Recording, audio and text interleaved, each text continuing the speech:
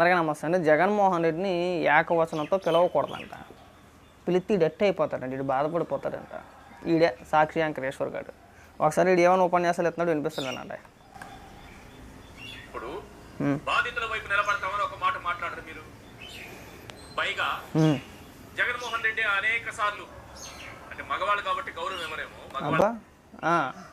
మరి గతంలో మనం మాట్లాడినప్పుడు మంత్రి రోజా కావచ్చు, అంటే మాజీ మంత్రి కొడాలని కావచ్చు, జగన్మోహన్ రెడ్డితో సహా నువ్వు కూడా వాళ్ళ దాకా వద్దు, నువ్వు కూడా సాక్షిలో కూర్చొని నువ్వు పెట్టే డిబేట్లకి తమిళన్స్ ఏ విధంగా ఉన్నాయో చూసావా? నువ్వు పెట్టించినయే కదా, నువ్వు మాట్లాడినయే కదా. చక్రం బాబా అని, చంద్రం బాబు అని చెప్పేసి రకరకాలుగా ఏకవచనంతో సంబోధించింది నువ్వే కదా, అవునా? జగన్మోహన్ రెడ్డి ఎందులో ఎక్కువ? జగన్మోహన్ రెడ్డి గారు అంటానికి నచ్చితే అంటారు, లేకపోతే లేదు. జగన్మోహన్ రెడ్డి మీకు ఎక్కువ, అందరికీ కాదుగా. ఇది ఇంకా మాట్లాడితే ఏమంటాడంటే, ఈనాడు పత్రికని ప్రస్తావిస్తూ రామోజీ రాస్తేనే కానీ తెలియదేమో అని మాట్లాడతాడు. మరి నీకన్నా వయసులో పెద్దవారు రామోజీరావు గారు.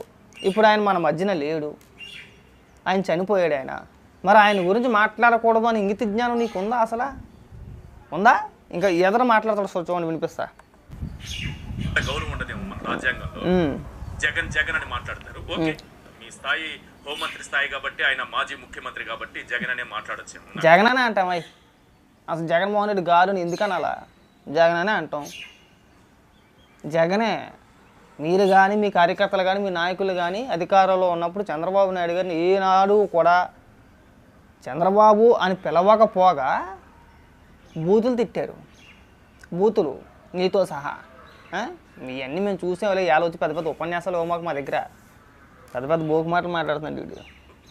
బట్ ఏమైనా మాట్లాడండి మీరు. జగన్ అనేక సార్లు ఢిల్లీకి వెళ్ళారంటే అప్పుడు ఒక్క ఏం పైసా తీసుకురాలేదంట. అప్పులు ఇప్పుడు మీరు తీసుకొచ్చింది అప్పు. సరే, అమరావతి మీద మీరు తీసుకొచ్చింది అప్పు. నేను చెప్తే నిన్న ఎవరూ నమ్మలేదు. రామోజీ రాస్తే గానీ ఎవరికీ అర్థం కాదు. మరి ఇంతకు ముందే కదా పెద్ద పెద్ద పత్తి కూరలు చెప్పు. జగన్ అని ఏకవచనంతో పిలుస్తున్నారు. జగన్ జగన్ అని. గౌరవం ఇవ్వాలని తెలియదేమో, మన రాజ్యాంగంలో లేదేమో, మగవాళ్ళకు గౌరవం ఇవ్వరేమో అని చెప్పేసి పెద్ద పెద్ద ఉపన్యాసాలు ఇచ్చావు కదా ఇంతకుముందు. మరి రామోజీ ఏంటి నువ్వేదో బొడ్డుగోసి పేరెట్టిన వాళ్ళగా? అంటే మన నీతులు చెప్పే ముందు మనం పాటించాలి కదా. ఇప్పుడు రామోజీరావు గారు మన మధ్యన ఉన్న వ్యక్తి, లేని వ్యక్తి కదా. ఆయన చనిపోయారు కదా. చనిపోయిన వ్యక్తి గురించి ప్రస్తావించకూడదు కదా. ఇప్పుడు నువ్వు మాట్లాడుతున్నావు కదా, నిన్ను ఉద్దేశించి కాకుండా భారతిరెడ్డి గారిని ఉద్దేశించి, ఏవమ్మా భారతి, రామోజీరావు గారు మన మధ్యన లేరు కదా, ఆయన చనిపోయారు కదా, అయినా కానీ ఆయన చూస్తే నీకు ఎందుకు అంత భయం? ఆయన పేరు తలుచుకుంటే మీ కుటుంబానికి మొత్తం భయం ఆనందం ఎంత ఇద్దరంగా ఉంటుంది. ఏవమ్మా భారతి అంటే బాగుంటుందా? నువ్వు రామోజీ రాస్తేనా కానీ తెలియలేదని చెప్పని అంటున్నావు కదా. ఏవమ్మా భారతి, రామోజీరావు గారు లేరు కదా అని చెప్పని అడిగితే చాలా చండాలంగా ఉంటుందా ఉండదా? ఇంతకుముందే కదా పెద్ద పెద్ద పాఠాలు చెప్పావు, ఉపన్యాసాలు చెప్పావు. దానికి కూడా విషయం చెప్పేయడమే. కేంద్రం ఆర్థిక సహాయం చేస్తాననింది అమరావతికి. అది ఏ విధంగానైనా చేయని చేస్తారో మీకు ఎందుకంత నిప్పు మాకు అర్థం కావట్లా. మీరు ఆడలేరు ఇప్పుడు కూడా. మీరు అధికారంలో ఉండి 5 ఏళ్ల కాలం పాటు కేంద్రం నుంచి పైసా తెచ్చుకోలేదు. మనం అన్నీ ఇల్లు వంగి వంగి దండాలు పెట్టేసుకొని కాలు మీద పడి వచ్చేయడమే. ఇవాళ ఒకరికి వచ్చి పాఠాలు చెప్పియాలా? ఈ ఎదవలంట, మళ్ళీ జర్నలిస్టులు అంట. మన మధ్య లేని వ్యక్తి గురించి ప్రస్తావన తీసుకురాకూడదు, మాట్లాడకూడదు. ఇంగిత జ్ఞానం లేదు. అతనికి రామోజీ గారు ఉన్నారా? రామోజీరావు గారు ఉన్నారా? మరి ఆయన ఎలా రాస్తాడు? సరే, ఆయన బ్రతుకున్నప్పుడు అంటే 7 సైడ్లు అని చెప్పి అనుకోవచ్చు. ఆయన చనిపోయిన తర్వాత కూడా మీ ఏడిపోయింటే ఆయన పైన ఎదవలు జర్నలిస్ట్ విలువలు కూడా తెలియదు ఎదవలకి. నేను చెప్తే తిడతారు, అరే నీకెందుకురా నీకెందుకురా తప్పని నీకు చెప్పారా అని. రామోజీని రాశారు. రుణమే కానీ భారం కాదట. రుణమే భారం కాదట. ఆయనకి భారం కాకపోవచ్చు, రాష్ట్ర ప్రజలకు భారం కదా. ఆయన ఉన్నారెట్రా అసలు? రామోజీరావు గారు ఉన్నారెట్రా అసలు? నువ్వు మనిషివా లేదంటే దునపోతారా? బోకెదవా? మనిషివా పశువా అసలు? ఆయన లేకపోయినా కానీ ఆయన పేరే ప్రస్తావించాలా? ఏమమ్మా భారతే, నీకు ఎంత కొంచెం సిగ్గనిపించట్లేదా భారతే? లేని వ్యక్తి గురించి అలా ఏడుస్తానికి నువ్వు అంటే ఇలా మాట్లాడితే చండాలంగా ఉంటుంది. మీరు మాట్లాడితే పదపద్దాకా ఈనాడుని ఉద్దేశించి రామోజీరావు గారినో, లేదంటే ఏబిఎన్ ఉద్దేశించి రాధాకృష్ణ గారినో, టీవీ5 ఉద్దేశించి బిఆర్ నాయుడు గారినో ప్రస్తావిస్తూ ఏకవచనంతో సంబోధిస్తూ మీరు ఇష్టం వచ్చిందని మాట్లాడితే, సాక్షి అనగానే సాక్షి యజమాని ఎవర్రా అంటే భారతిరెడ్డి గారే. మీరు ఎదుటి వ్యక్తులకి జుట్టిచ్చేస్తున్నారు మీరు. ఇదిగో మేము అంటున్నాం కదా, మీరు కూడా ఈ పత్రికా యజమాని బూతులు తిట్టాను అనే అవకాశం మీరు కల్పించేస్తున్నారు. అలా కల్పించినప్పుడు ఏమైపోద్ది అంటే సాక్షాత్తు భారతీనే తిడతారు. ఎవరినో తిట్టరు, భారతీనే తిడతారు. ఆ విషయం మర్చిపోతే ఎలారా? వీడు జర్నలిస్ట్కి ఎలా చలామణి అవుతుంది నాకు వాళ్ళకి అర్థం కాదు. అదే పోనీ రామోజీరావు గారు బతుకున్నారనుకో, ఆయన పేరు ప్రస్తావించి ఆ విమర్శలు చేసినా కానీ ఓకే పర్వాలేదు అనుకోవచ్చు. ఆయన లేకపోయినా సరే ఆయన అంటే వచ్చేయాలకి ఆయన పేరు ప్రస్తావించేయాలా? మరి జర్నలిజం విలువలు నీకు తెలియదేంట్రా? నేను నేర్చుకోలేదా? కనీసం చనిపోయిన వ్యక్తికి మరి ఇందాక ఏడ్చావు కదా, జగన్మోహన్ రెడ్డి ఏకవచనంతో పిలిచేస్తున్నారు, ఇంకా బతికే ఉన్నాడు. ఇంకా జగన్మోహన్ రెడ్డి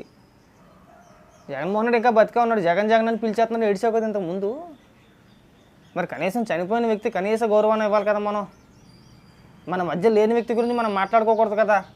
ఇప్పుడు మాట్లాడాల్సిన సందర్భం వచ్చినప్పుడు కనీస గౌరవంగానే పిలుచుకోవాలి కదా. ఆ మాత్రం తెలియదే నీకు? కన్నాలు వేసుకుని జర్నలిస్ట్ అయ్యారు నువ్వు, చదువుకొని అయితే జర్నలిస్ట్ అవ్వలేవు నువ్వు. ఇది కన్నాలు వేసుకుని జర్నలిస్ట్ అయ్యాడు, ఇది అసలు జర్నలిస్టే కదా నన్ను అడిగితే కనుక. మరి ఇలాంటి వాళ్ళు ఏమనాలి? ప్రతి దానిపైన ఏడిపే, అమ్మకు వందనం పల్లి దాని మీదే ఏడిపే, దాని మీద కూడా పెద్ద పెద్ద మాటలు మాట్లాడేస్తున్నాడు. ఏమంటున్నాడంటే నారా లోకేష్ గారు చెప్పారు వచ్చే సంవత్సరం నుంచి ఇస్తానని చెప్పేసి అని, అంటే ఒక సంవత్సరం ఎగ్గొట్టేశారు అంటాడు. నాకు అర్థం కాక అడుగుతా, జగన్మోహన్ రెడ్డి అమ్మఒడి ఎప్పుడు మొదలు పెట్టాడయ్యా? 2020లో మొదలుపెట్టాడు. ముఖ్యమంత్రిగా ఎప్పుడు ప్రమాణ స్వీకారం చేశాడు? 2019 మే నెలలో చేశాడు. మరి 6 నెలలు ఎందుకు ఇవ్వాలా? ఇదైనా కర్రబిల్ల ఆట ఏంటి? ఎక్కంగానే ఆడేస్తానికి కొన్ని సమీక్షలు జరపాలి.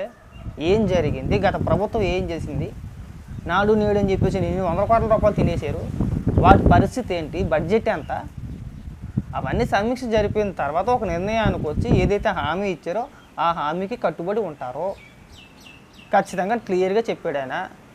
దానిపైన కూడా ఏడిపోయాయి. అంటే ఇలా జగన్మోహన్ రెడ్డి అధికారంలో ఉంటే ఎప్పుడు చేసినా పర్వాలా? గతంలో బట్టలు నొక్కిన డబ్బులు ఎందుకు ఇవ్వలేదు అంటే దానికి సమాధానం ఒక్కటి చెప్పడు వీళ్ళు. పైగా వీళ్ళు కూడా వచ్చి పాఠాలు చెప్పేయడమే, అందరికీ పాఠాలు చెప్పేయడమే. సిగ్గుపాడరా? అంత వయసు వచ్చిన తర్వాత కూడా మనం ఇలాంటి మాటలు మాట్లాడితే నవ్వుతారు, తిడతారు నిన్ను. ఇది జర్నలిస్ట్ అట్ట అయ్యాడు మాకు అర్థం కావట్లేదని ఎప్పటికీ తిడుతున్నారు. నీ నోటి దూల వల్ల జగన్మోహన్ రెడ్డిని తిడుతున్నారు. అది బాగా గుర్తుపెట్టుకో, నీ నోటి దూల వల్ల జగన్మోహన్ రెడ్డిని తిడుతున్నారు. అసెంబ్లీకి తగలడకుండా, అసెంబ్లీకి రాకుండా పెద్ద పెద్ద పాఠాలు చెప్తే ఏం ఉపయోగం? అసెంబ్లీలో జగన్మోహన్ రెడ్డి అడగొచ్చు కదా. జగన్మోహన్ రెడ్డి మానేసి సాక్షులు మీ చేత అడిగించడానికి మాకు అర్థం కావట్లా. జగన్మోహన్ రెడ్డి వచ్చి అడగాల చేతనైతే. కొన్ని కుక్కలు నెట్టేసుకుంటాడు కేఎస్ ప్రసాద్ ఒకడో, ఈడు ఒకడో, ఇంకో కొంతమంది ఉంటారు. అది తెగపిలైపోతున్నాను నేను అయితే కేఎస్ ప్రసాద్ పెద్ద పెద్ద కేకలు వేస్తున్నాడు ఏకంగా. రాష్ట్రం అంటే ఏమైపోతుందో, రాష్ట్రం నాశనం అయిపోతుంది.